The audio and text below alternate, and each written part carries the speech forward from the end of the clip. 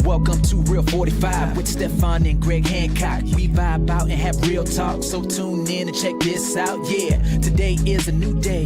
Let's seize it now and get hype. We talking about our careers, our family, and just life. Yeah, share my story with you. Inspiration like every day. Real 45, we gon' keep it live. I keep episodes on replay. Ayy, Real 45. Yeah, Real 45. Show them how we do it, man. Yeah.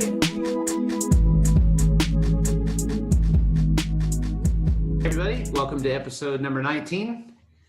We're stoked to continue on this little mission that we're doing right now. And first of all, we'll say thanks to our good friends from Titans of Dirt.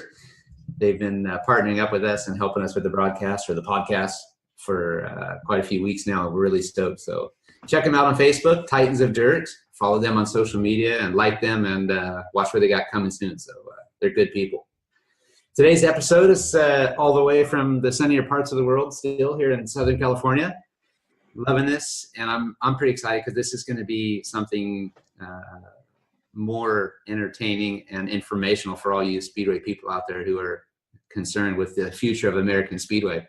So you've got a little bit of the, I don't want to say the past, but kind of a little bit. Yeah, kind of, we got normally say the past, the present, and the future, and I don't want to say I'm in the past yet, but I'm still kind of present. Then we got the present here with Ricky Wells, and we've got the future coming with Max and Dillon Ruml. So Ricky Wells, Max, and Dillon, welcome to the podcast. How's it going, guys? Beautiful day. No, It is. another day in paradise.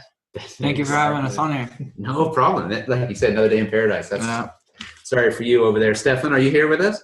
I'm here. Right. How is it in your you call it paradise there in Winter Wonderland? Beautiful, man. It's white outside and it's snowing, really big snowflakes. Snowballs? Oh yeah, you can do snowballs and you can go skiing and you can do. So I'm pretty excited about the weather today because it's not that, I don't know what to call it. It's slisky. I don't know. When it's kind of cold, but it's water outside on the road. So when you drive, it's just slushy. Slushy, yeah. What word do you use in Swedish? I want to know that one. Sliskigt. I don't know. Sliskigt. It could be sliskigt. That one. Sliskigt. Almost like sliskigt. Sounds like one of the Swedish words that I know. Right. I can teach you some. Sliskigt. Anyway, can you get sideways in it? Oh yeah, not with my car, but the other car. Right. Oh, you take the modern cars is not that sideways cars anymore. If you don't turn everything off, I don't know how to do that. But oh, right, you got all the traction control. You're one of those guys. Yeah. See, over here in our paradise, we don't have any of that. Everything's rear wheel drive. We still have like manual handbrakes and stuff like that. So we're just getting sideways all the time. Oh. I need to get one of those. Everything's V8. Everything's like 13 miles to the gallon. Nothing's diesel. It's cool. Oh, but that's we cool. got cheaper gas than you, even though it's expensive for us. We have cheap gas here. Yeah, we have these diesel cars, but they will ban it now, I think. What are you talking about it? Is it Volkswagen? Yeah. You have Audi, huh? Yeah, I have it now. But they're talking about taking all of the diesel cars away from city or. Really? Yeah. So now people don't know if they can buy diesel cars or not, because the government is like, yeah, they haven't decided yet. But. And this is just because of pollution? Yeah, something like that. It's something with the environment. But for like 5-10 years ago, they told everybody to buy diesel because it was more friendly for the environment. Gosh, you think about an old Mercedes way back in the day; they were real friendly. There was more smoke than anything coming out the back. But today, it's like you can't tell. It feels like they're cleaner than they ever were. Than a gas engine. So welcome to Europe, guys. Yeah, that's right. So we didn't really want to ask you guys about diesel cars or anything. Anyway, we're stoked. We got you guys here. I had these questions lined up first, but first of all, I just wanted to kind of talk about the Olympics. Oh yeah. I mean, we have to show our roots, right? Yeah. So I love the Olympics. What's that? I love the Olympics. Cool, Yeah. cool to watch. Dude, what about Shaun White? That's Man, rad. I have to bring it up, Stefan. I know that you're a Swede, but I do have one thing here. You know, what's his name here? I'm looking at it. Did you know that according to the IOC, that Carl August Kronlund of Sweden was the oldest Winter Olympics gold medalist in 1924 at age 59? 59. Of Tell course me. I know that. Yeah, he's a hero. 59. Dude, I'm only 47. I got it. I got a shot at the Olympics. You have at least 12 years down. That's right. Yeah. And of course, it had to be a Swede. Of course, yeah. The Vikings. Yeah, you guys are the Vikings. Right. Yeah, it's easy. Now, I haven't really followed the Olympics actually, but we had some medals, I think. Yeah, you guys have had a few. Yeah. But you have all those sports that we are unheard of over here, that like cross country skiing. I mean, what is that? I have no idea. Or, There's another one where they go on skis with like a gun on their back, and like we're not allowed to do that over here. Really. we got gun laws over here. You guys do that for a sport. I don't even know the name in English. It's like ski shooting or Exactly. Yeah, Is it? that's yeah, it's something like that. Yeah. But we want to stay politically correct, so we're not going to go into this shooting thing. We're here to talk about the Olympics, man. yeah. Anyway, that was it. We just wanted to mention that. Anyway, we're stoked. Americans are doing good, but some of this half pipe stuff's been insane. But they said Shaun White's. I keep saying him because the dude's like an icon, right? Yeah. And you get that one of his hits was like he's like 19 feet out of the half pipe. And the half pipe, like what is it, 15 or 20 feet high? Yeah, it's They like said- Big, yeah. 22 feet or Was something. it 20 like feet? The dude was like nearly as high out that, as he was. as if the whole thing is high. And coming back from injury as well, where he smashed his face off the Yeah. edge in New Zealand, I think. So Yeah. And he's 30 now. Dude, I mean, you can talk about age, he's but still young. dude, he's still young. Well, I mean, it was like the intensity of how he won that gold medal, though. It's like, I think it was the Japanese snowboarder. He comes out with like this gnarly run in his first run, kills it. Sets the pace. Yeah, and then Shaun White had to come out in his third and final run and land like 3 or like 2 back-to-back, like 1260s or something. And it was just like, bro, like, how do you manage that kind of like composure, you know? Hold yourself together. Yeah. And he knew it when he hit the final one, huh? He was like, Yeah. that's Yeah. mine. That was it. Give him the medal. Yeah. Yeah, like the way he celebrated it was like he knew it was his. And you're like, I mean, that Japanese dude was good. He was Yeah. really good. But, you know, Do you guys snowboard? Yeah. We go up to the mountains. The mountains are like an hour and 20 minutes from here. Big Bear. Oh, well, that's Never cool. skied though. You guys are all into skiing in Sweden, aren't you? Yeah, we're doing both. Oh, okay. Right. they're big skiers though, for Yeah. sure. For sure. I've never skied. Not water ski, but I think it'd be different. Well, not really. You're just on frozen water. Normally the water's over there because it doesn't freeze enough. Yeah. You guys are just waiting for it to unfreeze over there so you can water ski. Yeah. Now Sorry, we're just going skating. Ice On the skating, lakes. Yeah, ice skating. Yeah. figure skating, or are you one of those guys? It's a real sport. I don't know. Is that a sport? Of course Yeah. it is. In the Olympics. But obviously, my wife is Swedish, and we had this discussion. They never see any Swedes out there doing figure skating. Oh, that's konståkning. Konståkning, that's what they Yeah. call it. Right. Oh yeah. Okay, now I know what it is. Figure See, if skating. you I was can- like, Translate that, konståkning. Translate that for these guys to English. oh yeah, strange writing. or more, but it would be more like art writing, I think. Oh, gotcha. Strange, right? Yeah. Very strange. That's Yeah, right. no, it's more like art. Yeah, could be. All right, we'll leave the Olympics now. So we're here in California. The season's coming up, and obviously I'm getting ready to go. You guys are getting ready to go. Ricky's leaving here in a couple of days, heading back over. Thursday. Yep. Back to England Thursday and straight back into it.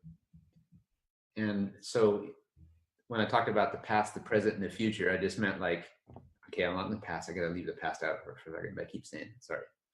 Anyway, Ricky and I were in the game. I'm not riding in England anymore, so I kind of am in the past in that way. But Ricky has been riding in England now for how many years? I think this is my 9th year. 9th year. 9th year, yeah. Wow. Whenever I was 17, and I'm 26 now, so next year will be testimonial year, which is pretty nuts because I've ridden in testimonials 1 or 2 a year, and yeah, I can still remember going over there my first year when I was 17, and I was like, yeah, I'm just gonna go over here and like kill it. But you know, I struggled the first few years, but you know, it's gone quick. I've had fun all the way through it, or I wouldn't be doing it still, and yeah, I still kind of get excited to go over there. See, that sets the topic for this whole conversation too, because it's there's been guys. We should have had Aaron Fox with us today, but he couldn't make it, so we're going to give him a hard time. We just think it's something to do with the Drinking. Is it drinking? It's not nothing to do with like, you know, can't get up early enough. Just drinking. I don't know. Who knows? He's I mean, national champ. Yeah. Costa Mesa. No, bro. Oh, so He's national champ. Oh, sorry, Ron. They tried to dish you there for a second, but anyway, we were just trying to dish Aaron. That was when you're a champ, you know, you can just kind of do this stuff. Yeah.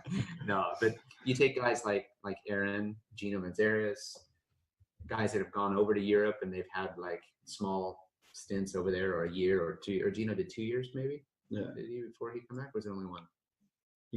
I think he's done 2 full seasons over there, right? It feels like I he actually has. don't know. I want to say he's done 2 full seasons because I remember when I went over for the World Cup in 2014, I believe that's when he did his first full season, or it may have been 15. I'm not sure because I did the World Cup both years, and it was pretty hectic, but it looked cool. Yeah, you know what? You're right. I think that is. I think he did 15, 16, didn't he? Yeah, something like took that. last year, which is 17 off. Yeah. Mhm. So now he's on the way back Yeah. to Europe again. So this is the cool thing. Like he's been there and done it, and he's come home, and now he's going to go again. Aaron's been there and done it. He just did 1 year, right? Yeah. Now it was Edinburgh too. Mhm. And the thing is, like some guys go there and they stay for a lot of years, like you and I. And we've done longer stints, and you're still so young. You know, it's rad that you've done so many years in a row, or on the trot, as they say. On the trot. And now, you know, you guys, looking at you guys, you've seen me doing it from before. You've seen Ricky's done it. You've seen these guys come and go, Mhm. and now going again, or go whatever. But the future, like for you guys, do you have this, you know, when you were kids growing up, if we back up this whole thing again, you guys are born and raised here in Southern California? Yeah. Right. Ricky's Kind of. more or less raised. Yeah. We, Born in New Zealand, moved here when I was 5. Grew up in California. and we kind of stolen from the Kiwis. Oh. luckily we didn't have to steal him. Luckily he was willing to so we've been lucky in that sense. We got a Kiwi, and a guy who's gone over there, and he had, you know, the background of New Zealand. For some of you who know or don't know about it, especially Stefan might not know the history of Speedway, but New Zealand has got quite an amazing past of world champions and guys who would probably have rolled out the red carpet for Ricky to go and ride under their wings and do all these things. And I know that things were put on the table for you at certain periods, but he still chose to work with us and be an American as he was living here. And he was an American. I guess I don't want to speak for you, No, you know. that's definitely, it's, you know, there was 2 options, but there's always to ride for America. Mainly all my friends are American, grew up, learned how to ride here in America. So it was, yeah, still go back to New Zealand quite a bit in the winter and stuff, but yeah, don't regret any decisions or anything. But you were 5, so you were just riding bikes. You never even had a chance to ride any Speedway there. No. You were too little, right? Of course. Only thing I rode, I think, was a bicycle with no training wheels, and I hit a bin. That was the end of my riding days in New Zealand. Yeah, time to go. The bends in New Zealand were just way too gnarly. They're just, yeah, super dangerous. But when you guys came to the U.S., did you come to California first? Yeah, we came here, I think it was 1995 or 6.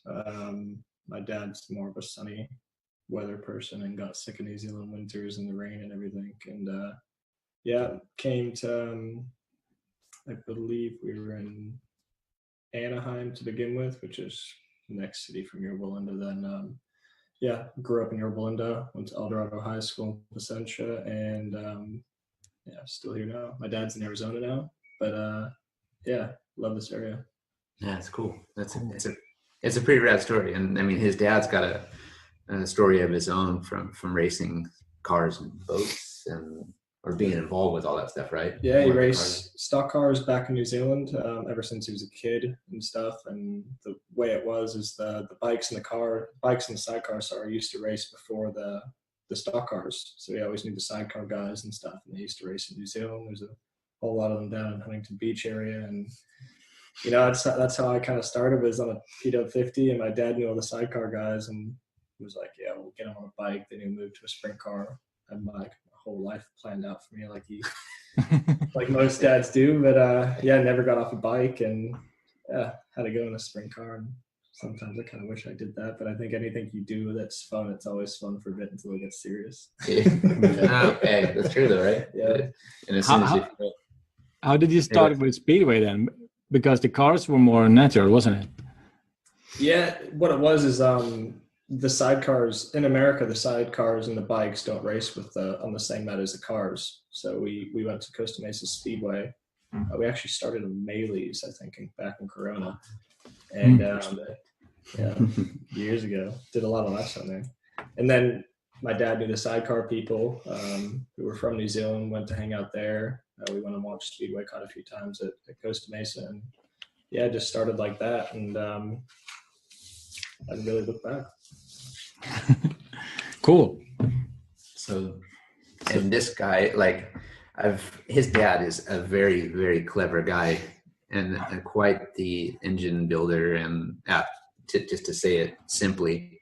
Mm-hmm. And I've got to know their family pretty well, obviously through Ricky, and then his dad has helped me on various different things here in the US, and very knowledgeable and a fun guy to talk to for someone like me. I've got a lot of crazy information from him and ideas, and he just offers really good opinions about stuff. You know, obviously he wants Ricky to be the best, and yet he's very helpful to all of us in so many ways. So I've got to meet obviously his mom, and then been down in New Zealand a few times and hooked up with this guy's got the coolest uncle anybody could ever have in their life.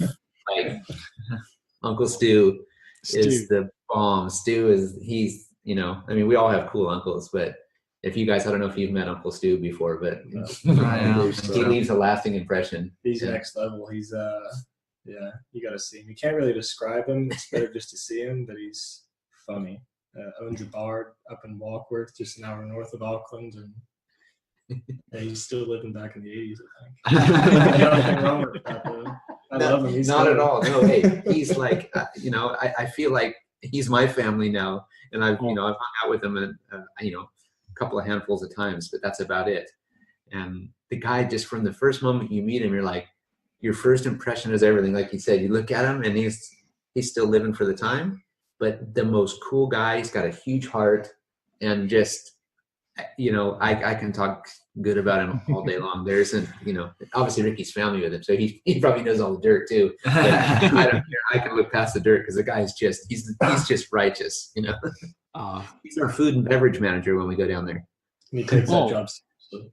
Yeah, no joke. Yeah. He's been to Sweden before, actually. He came over. I was to the ADCC thing in Eskilstuna, and Stu had spoke to my dad and was like, "Oh, I want to come up." And he was in New Zealand, and we were in Sweden. Like, obviously, I was young, but now thinking about it, like, it's not really the easiest place to get to from New Zealand to Sweden. To come watch you ride 80s. Yeah, and he turned up one day, just turned up at the track, and flew into Stockholm, I believe, from Germany through Dubai or whatever it was, and then I'm pretty sure either caught a taxi from Stockholm up or hitchhiked or something. It was some kind of pretty cool story, and I was like, well, at least you're here. Stefan's, he's going back to like Blue Jay. Got style too. I've heard that story from Stu. When he did that, he told me about it, and then he came to Sweden 2 years ago. Yeah. Again, he came over to Europe and made like a plan. He was going to go to England, and then he was coming to the Grand Prix in Warsaw, and then was going to go somewhere else, and then visit his buddy in Croatia, Yeah. and then come back and see you. And did he ever see you? No, that's No. a really touchy subject. No. So much time with you, but not me. Yeah, that's right. I remember going, He spoke to me a lot. He was Yeah. like, I gotta come over. I was like, okay. And he was just like, so now he's my uncle. yeah. Oh, you just took it. Yeah. And then I see Ricky, he's been going down there the last couple of winters, and I haven't been down there for a couple of years now. I get a little bit jealous when he's down there. I'm like, dude, he's missing. Yeah. Just go then. Yeah, I know. Yeah. Simple. It's real simple, yeah. If you look at it through Stu's eyes, it's very simple. He That's- keeps it simple. Yeah, he straightens out a lot of plans and makes things pretty clear. Yeah. Really easily. And you're like, oh yeah, it's not really that hard. Yeah. If you don't like going to work, he's like, don't go to work. So I was like, okay, I'll stay home. You just make it happen. Yeah, that's cool. Yeah, you're a business owner. You're the same, right? If you don't want to go to work, you just don't go. Yeah. That's how you do it. These are life lessons for these youngsters. Oh If yeah. you guys don't want to go to work, just don't go. Don't do it. It's I'm not, sick every day. yeah, it's not all what it's cracked up to be. I'm telling you. So, But you guys do. Oh, sorry. now you take over. Now, I'm just curious about Dillon and Max. Are you going to Europe? You know, we I think we both want to make a run at it. You know, we've both been kind of trying to learn trades and, trying to really have our stone set in place before we try at something that's in this sort of manner. It's a dangerous sport that we do, and a lot of things can happen, so it's always good to have a backup plan. But I think that we really want to make a push at it. A lot of people don't think that. We've never really put that out there, that we've wanted to do it and we've wanted to make a life out of this. But it's something that I think we both dreamed of since we've got into the sport, and compared to Ricky and Greg, we don't have any time in the sport. I think I grew into the sport when I was about 12 years old, and at the time Dillon was 10. So, we didn't have a big following of it. We didn't have family that was really into the sport. And simple fact, like, I went to my first race at Industry and I didn't know what I was watching. So how old would you have been then? 12. That was 12 when you went to see your first race Yeah. too. Right. Okay. Gotcha. Why'd you go? We got into the sport through Hot dogs. Sorry. we actually got into the sport through the Ramirez's, Samuel, Jason Ramirez. And, we met them riding out at a motocross track called Milestone. And they've actually recently just put a speedway track in, which has been very helpful for us wise, because we don't really have a practice track here that we can just, hey, you guys want to go to the track today? No, it was never really like that. You have to set up a solid practice and do that. But either way, we got into the sport through them, through a motocross race, and they were like, hey man, like, we race speedway, and my dad had kind of known about it, but he wasn't familiar with it either. We grew up riding motocross, and coming from that, we were just sitting there like, what's speedway? And they're like, oh, you get on a bike with no brakes and you just go slide around the track. And they're just like, wait, what? No brakes? Yeah, that's how you do. Yeah. You just gotta try it. Yeah, exactly. Yeah. So this Ramirez family that he's talking about too, Jason was also a rider. I don't know. Does he still ride today? He's still wanting to ride. He's kind of been plagued by injury. He hit it Oh, really yeah, he had a really bad. Yeah. Yeah. And that's kind of set him back pretty well. And then his little brother as well, he's got a lot of natural talent on a motorcycle and can kind of just go out there and send it, in a sense. And American. But, Send it. but it was a really cool following. We went out to Paris Raceway for my first time, at least. I know Dillon right here, he didn't really get that opportunity the first time, but I got to go out to Paris one day, and I guess you could say I was kind of a natural on a motorcycle as well, in a sense to where, you know, I had the whole corner by the end of the first day. I was sliding the whole corner, and you know, I was getting it. You know, You were sending it. yeah, exactly, exactly. And you know, that's kind of where I was like, man, this is cool. You know, this is a rad sport. And I went home. I was like, you know, my dad wasn't even there. He sent me off with like this random family that I had met like twice, and it's like, yeah, dude, go ride a bike with no brakes, you know, just That's what we do in America. yeah, dude. Yeah, man, and go have fun, you know. And you know, that's what I did. I went out and I had a whole bunch of fun, and I really enjoyed it. So I came home and I was like, dude, Dillon, you got to try this. And that's when Dillon kind of came into play, and he actually got to be really good friends with Samuel, and that's kind of it's just evolved from there, you know. It's a cool deal. And you know, coming from motocross, it was we kind of had both disciplines, but you know, at one point it was like, you know, we got to pick one. We were spending a lot of money and riding motocross, and all of a sudden we were like, yeah, we want 2 speedway bikes too, you know. So dad kind of made that decision, like, what do you guys want to do, you know? And I think Dillon pretty much enjoyed it as well, his first time. And we had really good experience with them. And like you guys were saying, through the sidecar guys, like his first day on a speedway bike was out of industry. And when we were sitting there, and I go out there and I'm on this bike that's just like, it was actually an old Ryan Fisher Jr. speedway bike. And I went out there and this thing was just running like absolute crap. Like these guys just, the Ramirez's, they had like the most awesome stuff. These bikes were built up for all these little kids, and, you know, just go have fun with. And, you know, my bike wasn't quite working that well. And Dillon, he had enjoyed his day and, you know, had a good time. And I was sitting on a bike that just wasn't really working well. So at the end of the day, when they were all done, I actually got the chance to go out and ride their bikes. And I had actually, going back to the sidecar guys, I had Joe Jones out there, and for a solid hour and a half, that guy sat out there with cones in the first corner and doing the gate system.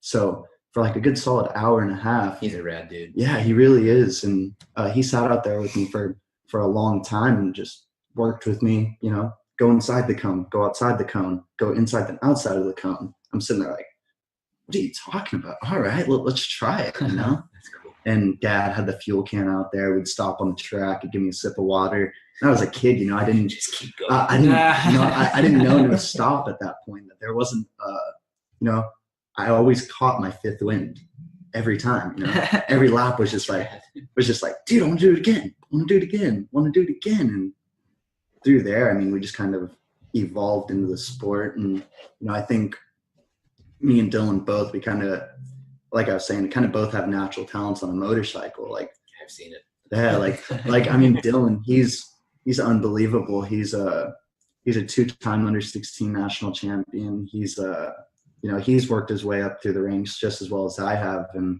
you know, it's been a really cool deal, but it's slowly evolving into something, you know, better, something greater. And we want to make a good run at it. And, you know, it's a hard decision, like you said, to leave sunny California and, you know, go to a country that's raining 3/4 of the year. And you're sitting there like, why would you go there? we always make jokes that like California is like sun with a chance of rain, but over there it's like rain with a chance of sun. I just have to say it. The good thing is though, the food has gotten better. Just no mushy peas, or the beer's good, but not like you guys drink. I couldn't get over it with the beans at breakfast. Beans. See, I like that. Yeah, Yeah, I like- really enjoyed that. I don't know. It was just a It weird. grows on you. It was different. It was so different.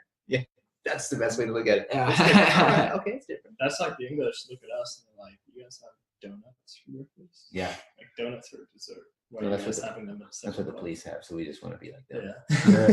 Yeah. Well, you know, through That's so true. through the you know, through the growing of, you know, us at a young age starting in a sport like this, it was a really cool deal. And, you know, I enjoyed my time on a junior speedway bike, and I can certainly say, you know, I couldn't speak for him, but I could certainly see that Dillon enjoyed it as well. And, you know, maybe he could kind of add in on it a little bit. You know, he had a big upbringing with the junior speedway. And, you know, with me, I was always 2 years older than the crowd that we hung out with, you know, Brock Nickel, Luke Becker, Curtis Hamill, Dillon. I've always been kind of a year or two ahead of them, but everybody else, like I was that one guy that was stuck in the middle. I was you know, you have like the lower Division I riders like that came up with me, but they didn't really have that eagerness, the ability to go out and just kind of, like I was saying, send it, you know? Yeah. And when I moved on to the 500s, I was still a year ahead of Brock and 2 years ahead of Dillon and Luke. And So you and Luke are similar. Dillon and Luke are similar age. Yeah, Okay, gotcha. I believe so. How old are you? 21? Turned 19 in March. Oh, I was close. You were actually yeah. In England, I'm 21. That's about it. I'm going to Europe. So when you started riding junior speedway, even Ricky, what kind of bikes? What was like your first junior speedway bike? I was actually a Swedish friend, Brian, from Orebro, I think. It was an XR200 engine. Then went from a PW50 to that. That was an XR200? Yeah. Sorry, guys. Rick, can you please come a bit closer to the microphone? Sorry. It's hard to hear. Yeah, we had a Brian frame, a Swedish company with a XR200 in it. And then we dabbled a little bit with 85 two-stroke stuff. And then got onto the 250s. But the 250s back then were the 350 stroke down. So they were pretty, I haven't ridden one in a long time, but judging by how hard some of these new 250s rev and stuff like that, I think they're a little bit easier to ride back then. But I would say the same. yeah, I never did the one, what's Wilbur's one, 150? He's got the 150. He's got the 140, and he's had a 125. Yep. But he had the upright 125. That one, like it's the Chinese, like Honda copy these days. And I think that thing, even when I see him ride it, I think that thing handles way better than the little laydown ones. Yeah. But the little laydown ones seem to be a little more snappy, and a little quicker. But I think it's pretty. I think Australia is kind of the same way as us with they had 150s, 200s. I actually did a race on Boxing Day at Curry, and in the interval, they actually put us back on junior bikes to do a race. Rad! Whatever your first heat was in the main program, you had to race against the same guys. What a cool idea! And I was like, okay, I was pretty good on a junior bike back in the day. My first heat was I saw Sam Masters, Rowan Tungate, and Rowan, like he's like a twig compared to you guys. That's the first thing. I was like, dude, can you put some like couple of bricks on him or something? Handicap. Yeah, and I think it was Zane Kennedy was also a kid in there as well, and I was like, oh, you know, and man, they were so difficult to ride. I started out of a big rut, and the thing just bogged on its face, and it was like trying to high side me off, and Rowan just looked normal. I was like, bogged up his face. It was fun though. It kind of made it exciting and stuff, and yeah, they're cool bikes and stuff, and good to learn on. Definitely. That puts it into perspective, like you said, though. Like, you know, ride junior speedway, it is way harder than it is to ride a 250 today or a 500 today. Like, you guys will probably remember this. As soon as you get on the 500, you're like, this is easy, right? Yeah. That's relieving. Yeah. It's so simple. You can get in trouble a lot easier too. Yeah. But you can also get out of trouble a lot easier. Yeah, so it's definitely. it's cool. And what about you guys? What did you start on? Like Honda 200? Yeah, pretty much like what Ricky was saying, like XR200s strapped into these, like, I almost like to call them homemade frames because they didn't. They didn't, pretty much are. Yeah. There wasn't no factory frame for us to grow up on, like how the kids have now with the evolvement of the Hagen Shocks frames and these little 7/8 scaled bikes. It's like, yeah, Stu is making them now, production models. So. And we didn't really, like Ricky said, we didn't really have that. You know, it was just like strap a motor in a frame and try and get it sideways. You know. I'm pretty sure with my first junior bike, my dad had to make all my engine plates and everything because it must have been it was an 80cc frame with different engine plates in it. So he was all used to go to work early in the morning, make the engine plates and everything. And yeah, that's how he did it. He had some nice bikes. I remember his dad he's like a perfectionist too. So I remember seeing Ricky's bikes, and they were like, I was jealous, and I was like, dang, I want one of those, And my bikes back then were nicer than they are now.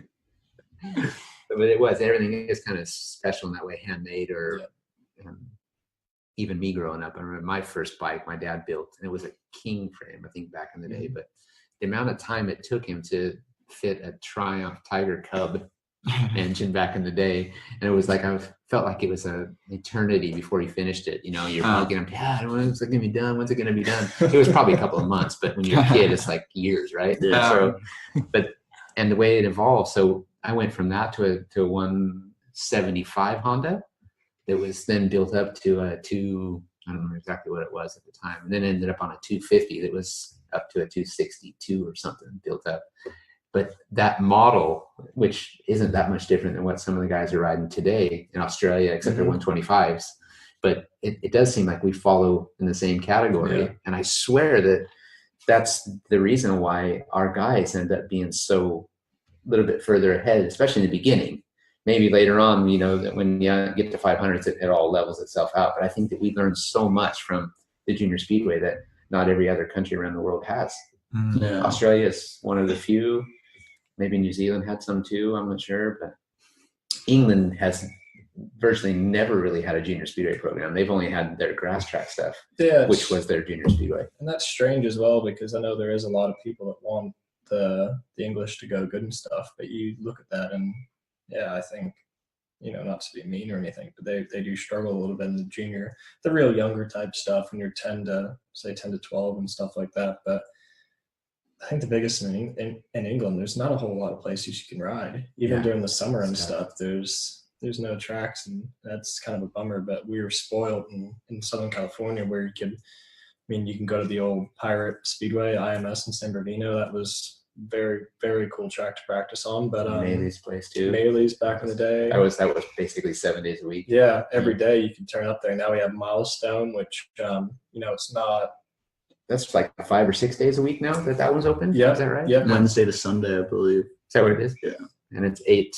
They open at 8 or 9 in the morning or something, right? Yeah, they run until I think like 5 or 6 in the afternoon, and it's pretty cool. They used to have actually lights and stuff up, and they still do like a night race or like night riding for like the motocross tracks. But I would like to see the lights on the speedway track too, because I think that would be a cool deal. Like I work 5-6 days a week, and same with Dillon. He's like I said, we're both in the middle of learning our trades, and it's hard to get our days sorted to where we can just go, hey, you want to go ride Speedway? And it's like, what? No, I want to go make money. What do you guys work with? I do fabrication, sheet metal. I run CNCs, welding, forming of metal. We do all these different little things, and a lot of knick-knack parts and big jobs. A lot of duct work, like air ducts and stuff like that. But for the most part, it's a cool trade. Is that something you started from school learning about, or is that somebody you met along the way? Like my nephew Brad, this was the same, when he went through an engineering thing out after school, and then ended up with a deal at SpaceX. It's just cool how you network and the people you're around. So no, I kind of got into it because it was in a sense, times get tough. Yeah. So right. It's I had to step up and kind of start supporting a little bit, and that's kind of where I met a guy named Ricky Richards, and that's who you're working for? Yeah. So we actually met Ricky on a New York trip, and it was the funniest thing in the world because, I met this guy and I didn't really know him too well. I'd heard the name and I knew he rode a Speedway bike, but, I was kind of in a different crowd than him. I was stepping up to the big bikes, and he was already kind of there, but he wasn't, he came from motocross and he's an older guy, and it's kind of hard to teach an old dog new tricks. And, so it was like, one day I just kind of approached him and was like, hey man, I could really use a job and start learning something.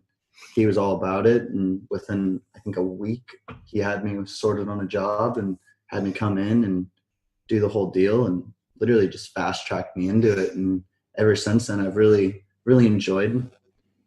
I've got a whole lot of work time towards it, and it's been a really cool trade. I get a ton of hours. I work 12 hours a day pretty much, no matter what, 5 to 5:30 every day, and if not more. Like, I think the other week I put in 130, for the last 2 weeks I put in 134 hours or something like that at work.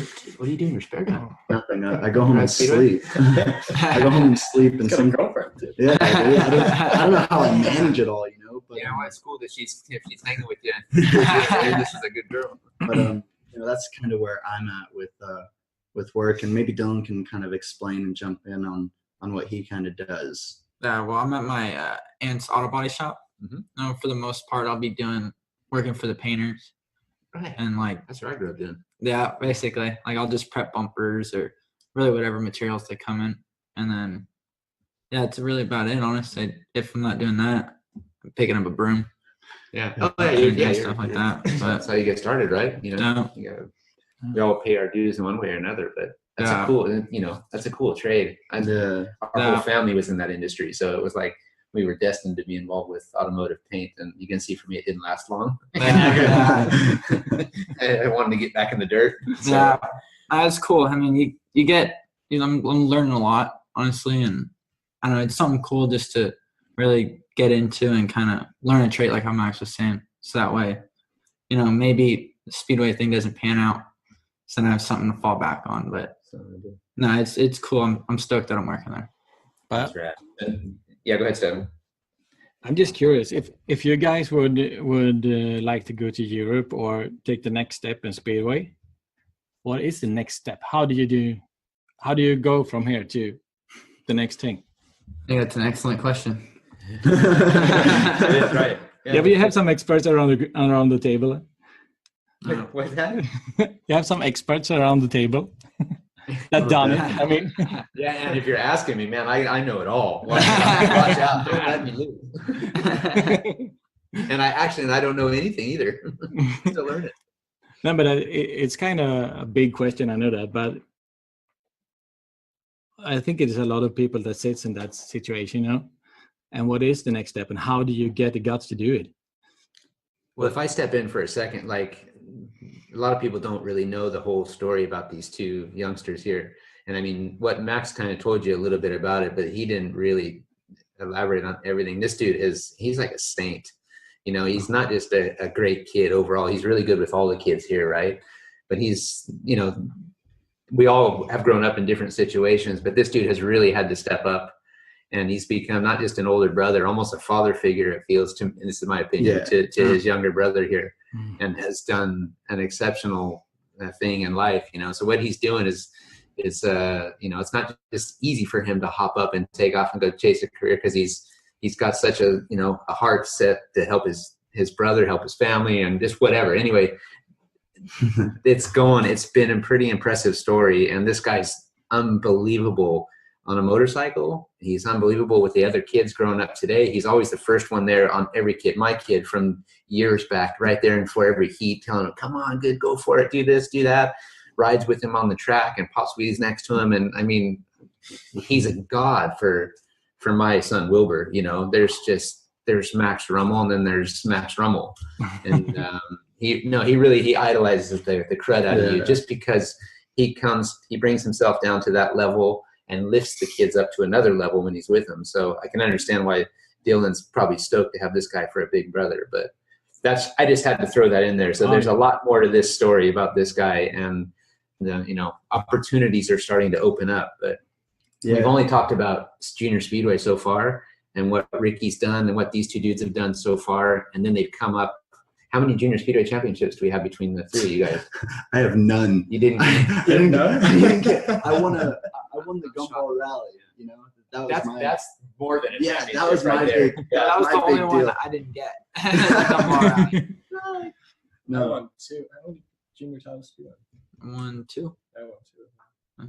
Yeah, I think about that. And then when they introduced the Silver Cup, Dillon, he's actually, him and Luke were on a big battle, and maybe he can kind of elaborate on that one a little bit. Yeah, I remember this when the Silver Cup came out. Honestly, I wanted to race that. Like, I was trying to get more prepared for that meeting than the under 16s. Honestly, I thought that was like the coolest meeting. Like, it was just like the FIM whole thing and all the kids. It's like a day just for the kids. And I think Kelly Inman did a cool job on putting that all together. Dude, hats off to Kelly. He does everything. He does a lot. Does is just unreal. Killer. So that's rad. Yeah.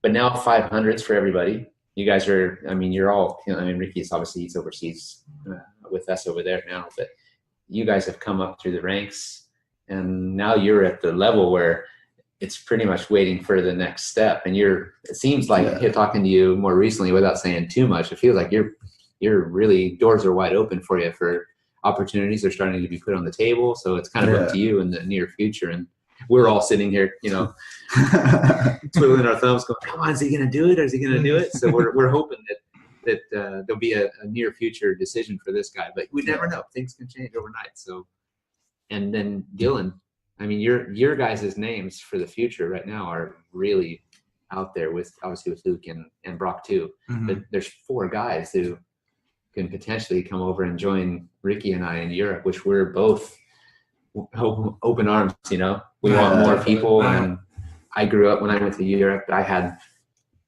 10 or 15 American guys in England at the same time. So it was a total different era. Wow. So I had dudes to hang out with where you're like the Lone Ranger. I know when I first went over there, it was Gennaro's last year, the year before. I think Billy Hamill recently had retired and come back home a year or 2 before that. And I just had Ryan Fisher, and I'm great friends with Fisher and his wife and the kids and everything. And, I was down in Tamworth and they were up in Edinburgh. They were 5 hours away.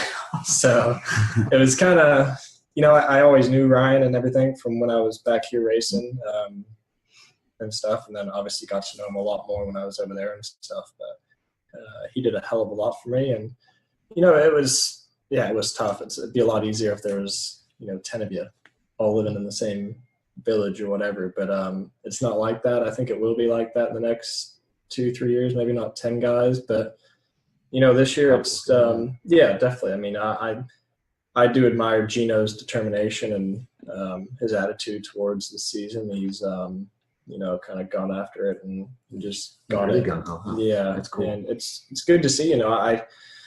Sometimes I wake up and I don't have half of his enthusiasm to do anything in the day, and he's just full on into it. So I do. These guys do, especially you, man. Yeah. Like, just ready to go. Sure, man, let's do it. Yeah, I admire that. And he's got I think he makes a good season this year, and it's completely up to him to put in the work and do it. But from the outside, it looks like he is giving it 110%. That's cool. Yeah. Like, I still look at Ricky like he's one of these guys, he's still one of the youngsters in the game, and yet he's been over there for quite a few years already. Yeah.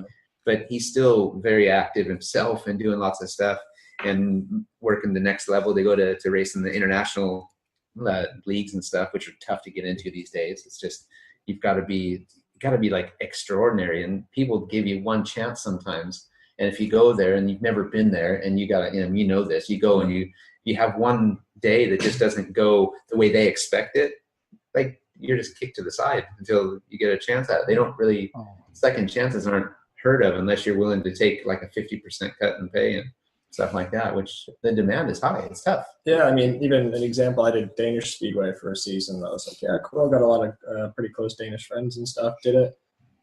Struggled for 2 meetings. Didn't score many times. Kept crashing. Which I haven't only crashed, but it was difficult, but it was just different. I had stuff in England that worked and it didn't work over there, but And you need different stuff. Huh? yeah. And then going back to the point, I didn't have Danish Speedway last year. Then this year I'm an A rider.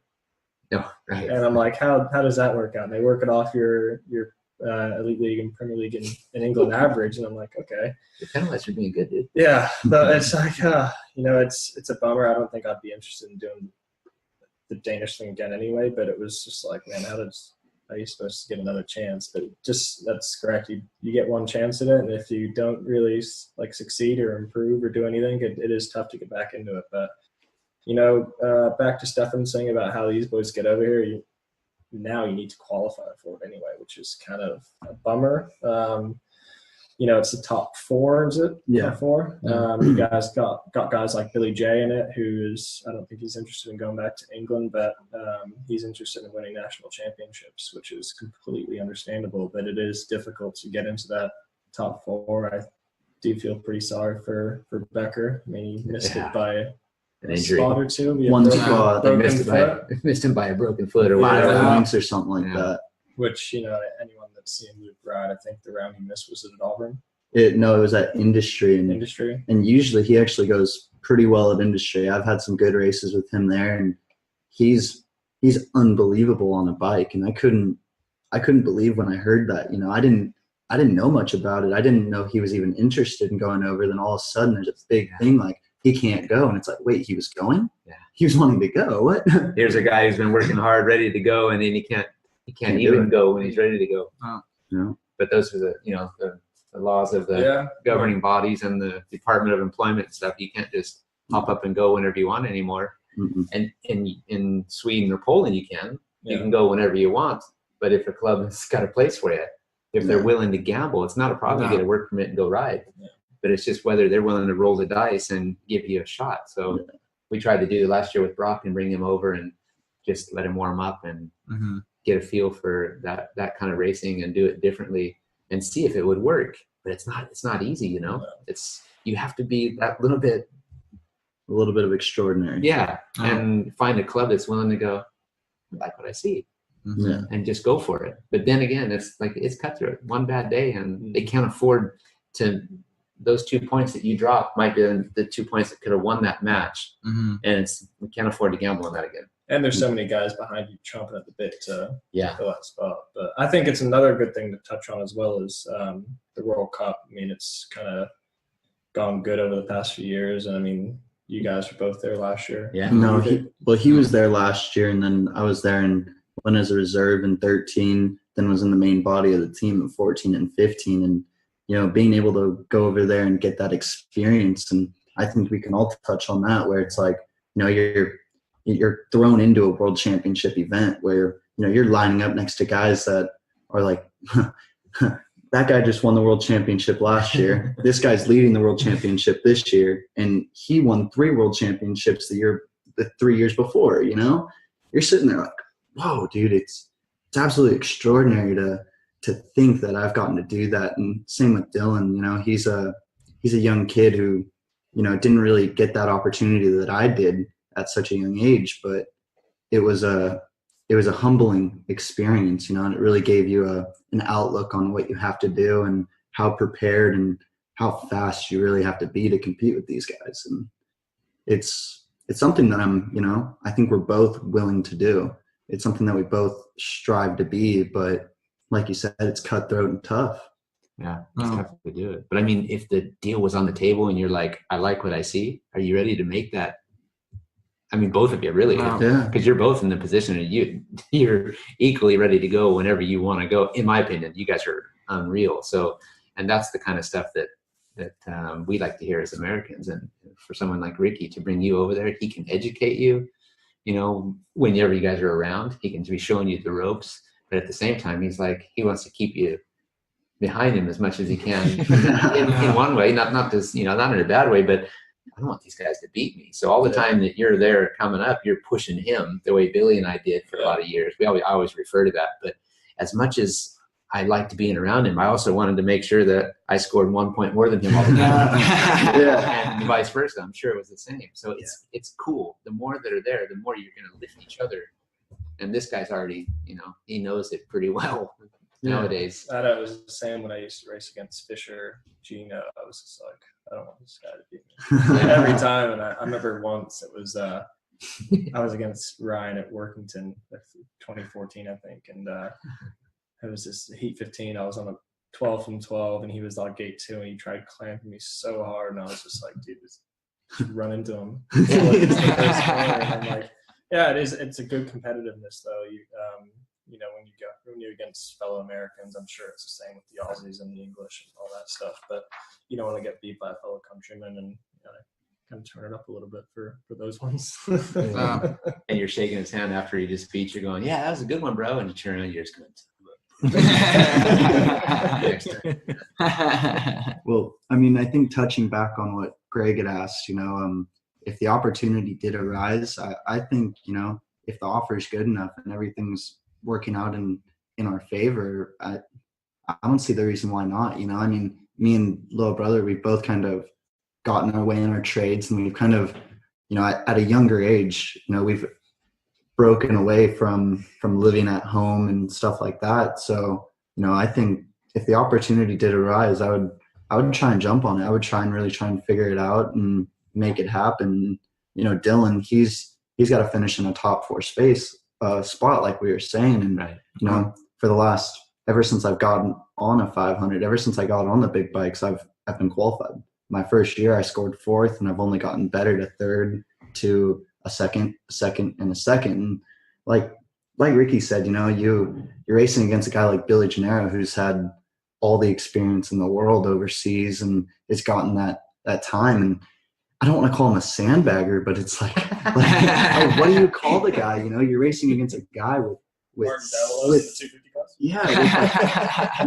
years of experience over you. And, I always say experience over youth, because, it's you're an eager kid that wants to win, but at the same time, how do you win against a guy that's had years and years on a speedway bike over you? And, it's tough. And, at first, when I first started on the 500s, it was like, I got into a spot where it was like, man, that's all I want to do is beat Billy Gennaro, beat Billy Hamill, beat those guys. And at this point, it's like, I don't even care about beating you anymore. I just want to make it so I can get into a spot to where I can make it overseas. I can get that experience and gain that. So that way, when I come back, I could beat that record of whatever he's got for national championships, I could be that young guy or whatever. If it didn't work out over there, I can come back and be, something great here. But, I think overall, I think me and Dillon are both striving to reach those top 4 spots and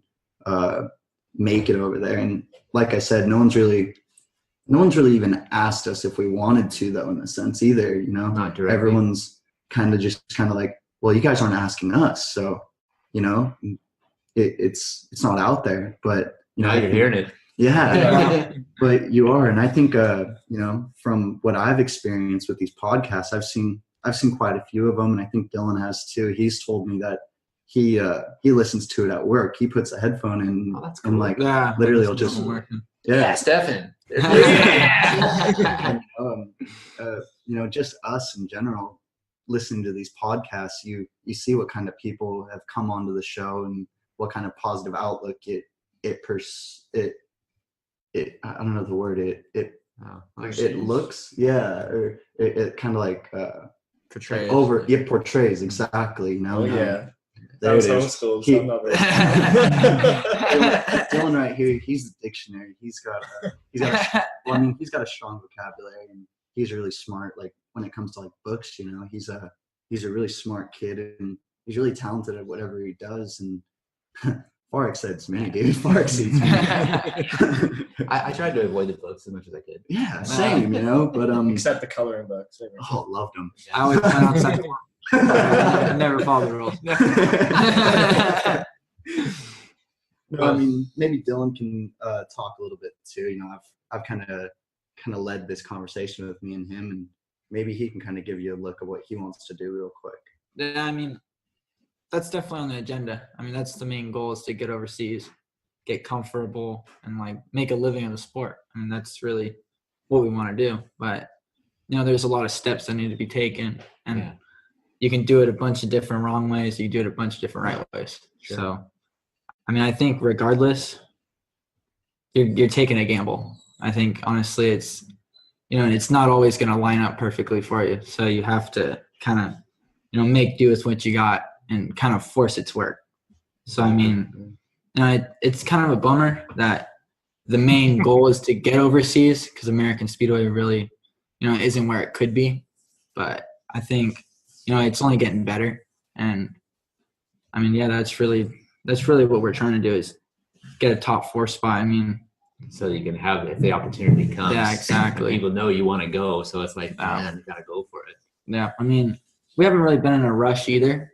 You know, it's not like we're really super eager to get over there. Like, as you said, we have a lot of stuff kind of going on here, and we're learning traits and, you know, just trying to take the steps to really get to where we need to be and to be there comfortably and healthy and, you know, not pushing your boundaries beyond, like, Sure. you know, like you could think about it, but, you know, you have to consider all factors. If only American Speedway was backed out, it was in the 70s and 80s where you could race 4 nights a week, make quite a living. sum of money. There's and so many That's guys who unreal. didn't go to Europe for that reason. you could spend your Sundays at Newport Beach Yeah. beach ball. Oh, that's You amazing. get a guy like Billy Gennaro, who's, you know, he's definitely the man. He's been the man over here. He's got 8 titles now, or 7, Something like that, So yeah. he's got a lot of I don't national keep count. championships. Yeah.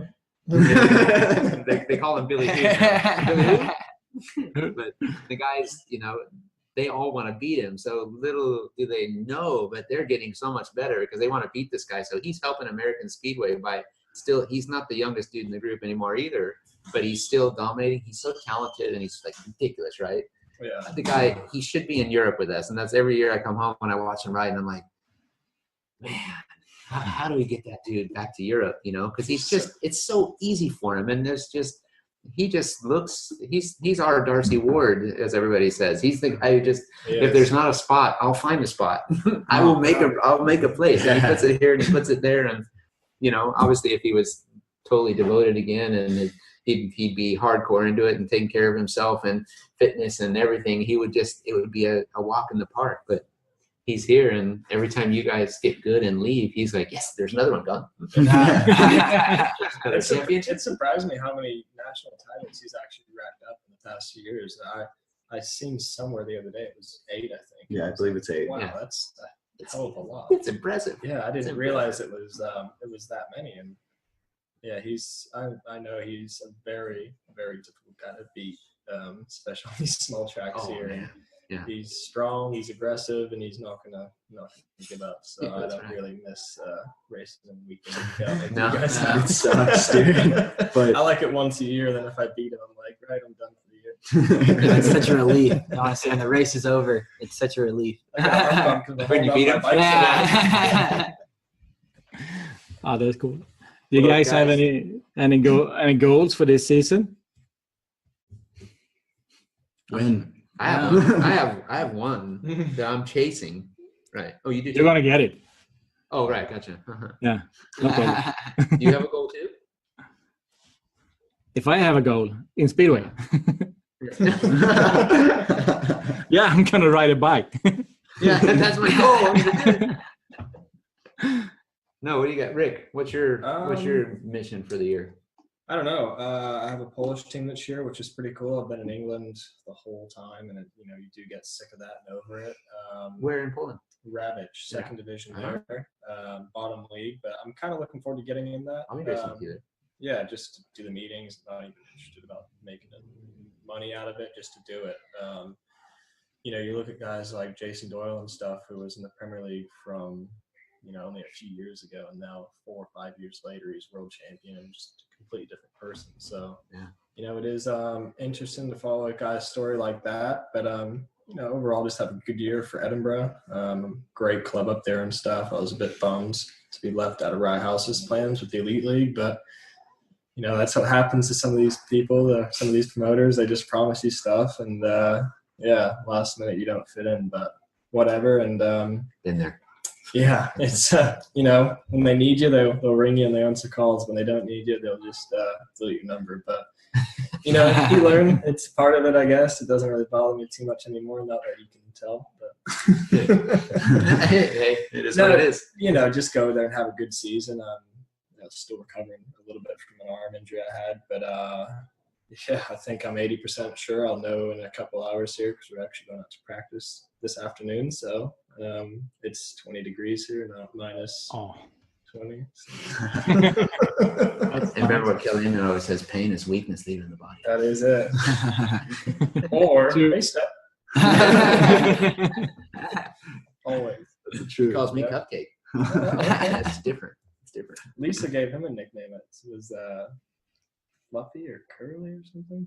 Curly? Yeah. Dillon's had a nickname. Yeah. Dill Pickle. Yeah. I had that since I was little. And honestly, I didn't think it was going to stick this long. It was- I only learned it today. Oh no, Yeah. in the last couple of days we've been talking about I that. learned the meaning of it today, like the actual preparation. Yeah. I mean, it came from the Rugrats. And like how we were talking about earlier, and like, I thought like my original name was supposed to be Blake. So, like my mom, I guess, like none of my brothers and sisters liked it, I guess, or something like that. And so my mom wanted to change the name or whatever to Dillon because they were calling me Pickle and all that. And I guess, I don't know what my mom did, but obviously she didn't do it right. Because I was sitting there and we lost my original birth certificate. So I had to go to the Hall of Records or whatever and go get a new birth certificate. And This funny story. I just heard this today. yeah, and I was getting this birth certificate and like I'm like reading it. I'm like, wait a minute. Like this isn't my middle name. Like my name was Dillon Blake Ruml on my birth certificate, and I've been writing down Dillon John Ruml my whole life. Is this recent? Like Yeah, just this 18, year. as soon as he turned 18. He just found out that his middle name was different than it actually was on the birth certificate.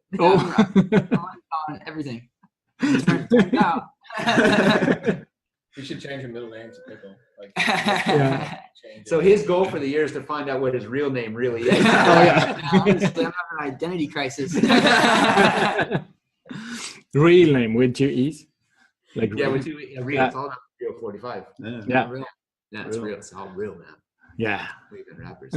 You Max? know, I think my main goal is to just stay consistent and, take every race at a time and, go from there. I just want to achieve a lot, and I want to set higher goals every time I achieve one. But, the main goal is just to go out and be as consistent as possible. Like I have been. I've never been a fan of falling or getting hurt. I've had a really good run at that. So the same goals apply, don't plague yourself with injury and keep yourself moving forward. And, from there on, it's just, I want to win. I want to go out and I want to win. I want to score points. I want to make money and do that whole ordeal. So, And if you're scoring points and you're winning, you're making money. So yeah. And most of fun. most of all, have fun. That's It's all a something mindset, isn't it? it's all mindset. Exactly, and that's something I learned from a young age. If someone told me if you're not having fun, why do it? And that's what I've just tried to make every day out of it. It's just every time you get on a bike, have fun. I love doing wheelies. I love the sport in general. I think I'm the only person on a speedway bike that can do a no-handed wheelie. I've got the pictures to prove it too. So come I'll try at it me. later on today. Most people would go, why? That's what I kind of said when I started. I was like, yeah, cool. But if I did that, my dad would just yell at me. It's all Dill. Do some fast laps. He's not even there. Yeah. It's all about keeping it real and having fun. That's it. And Well, these guys, man, if they make the jump, and I always quote the thing from Bobby Schwartz that he always said to me, and if it's something that works for you guys, that we talked about earlier too, but he always told me, when you're going to go there, don't worry, California's not going anywhere. No. yeah. And you can always come home. So that was the thing. I was like, right, but I want to come home. I want to go do this thing, man. I want to do it. So, No. do you have any specific goals you want to mention, or just Yeah, I think- you're just Honestly, I'm going to send it. No, honestly, I think right now the top goal is just to get top 4 in the nationals. I think that's really on my agenda. But I think, like Max said, just staying consistent, healthy, and looking at the bigger picture. And hopefully make a go at going overseas next year or the following after that. Regardless, that's where I want to end up. So, yeah, honestly, I think just staying healthy and, obviously I want to win. It's cool. unreal feeling when you look at your paycheck after a night and, from literally spending maybe 10 minutes on the track, in all, and, you actually won and you're getting paid for something that you love to do. It's unreal, honestly. Yeah, I can only back you up on that one. No. Yeah, you get paid to do something you really love to do, so then you just want to do it more and better. Yeah. So It's cool. that's awesome. Well, guys, it's been real. Real. These guys, I'm going to leave them to it because they're going out to get sideways now and keep trying to be winners. So we thank you very, very much for giving us this time. This is super informational. It's inspiring for me, whether you know it or not, but it's really cool. And I look forward to, obviously, I'll be seeing Ricky soon enough overseas, and hope we're going to meet up and against each other and stuff in Poland too. And really hope that something happens. And even before this actually gets broadcast out there might be a decision one way or another what Max is doing. So it could be something good could come out of it. Something good will come out of it, but something positive for American Speedway future again. Yeah. So I'm like, come on, bro. So yeah. I want to say it, but I don't want to jinx it. No, that's right. No, say maybe we know something you guys don't know. Maybe that's it. Maybe we don't. So anyway, thanks again, you guys. Stefan, thank you for scraping the ice on your window to make a trip to your studio there. Thank you. We're just going to go dust off the sand and the dust from outside. Hours. Put some sunblock on. Yep. You do that. And thanks for listening, everybody. Be sure to tune in again next week for the next Real 45 podcast. And be sure to follow us on Podbean, iTunes, and Acast. And give us a share. For sure, share. We like that. Yeah, share. Rate us, like us. Yeah, rate us. Yeah. I like to be rated. Not overrated, just rated. And of course, the main thing for us too is to follow us too and like us and share us on social media, the @Real45 podcast. And for me, I'm going to sign off and say have an awesome day. And as always, grin to win. Have fun. And you guys, thanks again. Thank you for having us. Thank you for having us. For sure. Thank you. Ciao. Ciao.